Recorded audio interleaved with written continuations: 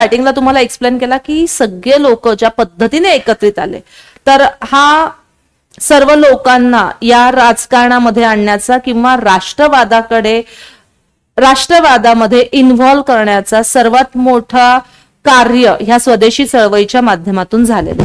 Okay, 12वा question घ्या. सन 1905च्या बंगाल फाळणीने काय प्राप्त नव्हतं? ओके, बिहार आणि ओरिसाच्या भागाचे बंगालपासून विलगीकरण की पूर्व बंगाल आणि आसामचा नवा प्रोव्हिन्स निर्माण करणे. काय प्राप्त करायचं नव्हतं याचं उत्तर?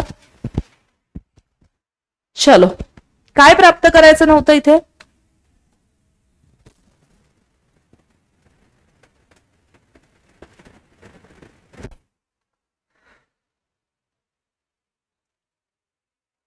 दिला आन्सर? अप्राप्त करायचं.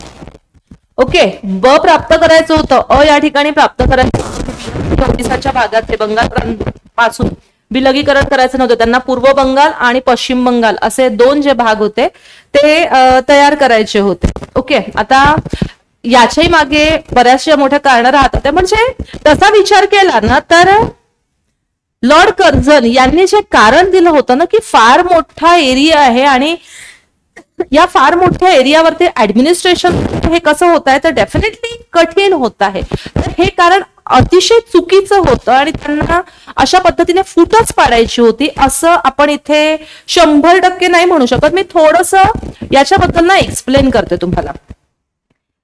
म्हणजे ब्रिटिश भारत जो आहे तर ह्या ब्रिटिश भारताच्या एकूण लोकसंख्येपैकी 1/4 एवढी लोकसंख्या एकट्या बंगाल प्रांतामध्ये होती. ओके, किती? तर 1/4 जी लोकसंख्या होती ती या बंगाल प्रांतामध्ये होती.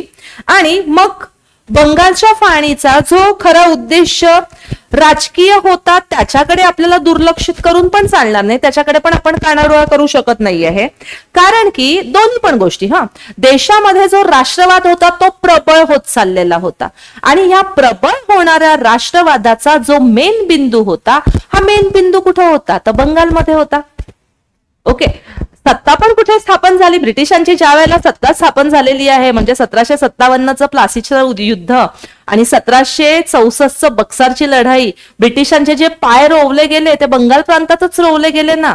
म्हणून सर्वात जास्त जी झळ पोहोचली ती कोणाला पोहोचली तर डेफिनेटली बंगालमधल्या जनतेलाच पोहोचली. आणि म्हणून सर्व जो ब्रिटिशांच्या विरोधामध्ये जो असंतोष आहे असं म्हणायला हरकत नाहीये, तो कुठून उफाळून आला तर बंगाल प्रांतातूनच सर्वप्रथम उफाळून आलेला आहे. आणि त्याचमुळं राष्ट्रवादाचा केंद्रबिंदू मानण्यात आलेल्या ह्या बंगाल प्रांताचे जर विभाजन झाले तर डेफिनेटली बंगाल प्रांताला कमजोर बनवता येईल, परिणामतः राष्ट्रवादी चळवळीला देखील कमजोर बनवता येईल असं कुठंतरी नक्कीच ब्रिटिशांना वाटलेलं होतं. ओके, कारण बंगाल आणि सबंध हिंदुस्थान, बंगाल आणि बंगाल प्रांतामधून सबंध हिंदुस्थानचे जे सूत्र होते ते निश्चितच हलविले जात होते आणि म्हणून कटक कारस्थानांचे यशस्वी केंद्र हे कोलकात्यामध्येच होतं. ओके, आणि त्यामुळं त्याला कंट्रोल करण्यासाठी आणि ऍडमिनिस्ट्रेटिव्ह कारण तर दिलेलंच होतं, तर बंगाली भाषिकांचे विभाजन करण्यासाठी मुळात सांगताना हे सांगितलं लॉर्ड कर्झनने की बंगाली भाषिकांचे विभाजन करण्यासाठी हा प्रयत्न आहे असे नमूद केले होते. पण ना त्यावेळेला अजून एक व्यक्तिमत्व होतं ज्यांचं नाव आहे भारत सरकारचे गृह सचिव, ज्यांचं नाव आहे रिस्ले.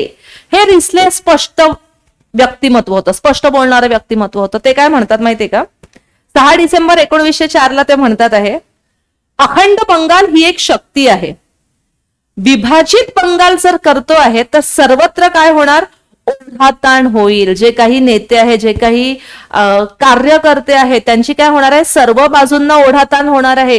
हे भारतीय नेत्यांना देखील माहिती आहे आणि म्हणून ते लोक काय करतात आहे तर बंगालच्या फाळणीचा प्रकर्षाने विरोध करतात आहे. आणि आम्हाला तर बंगालची फाळणी करायचीच आहे, कारण की जोपर्यंत बंगालची फाळणी होत नाही तोपर्यंत भारतामध्ये वाढत चाललेला जो राष्ट्रवाद आहे याला आम्ही कमजोर करू शकत नाही.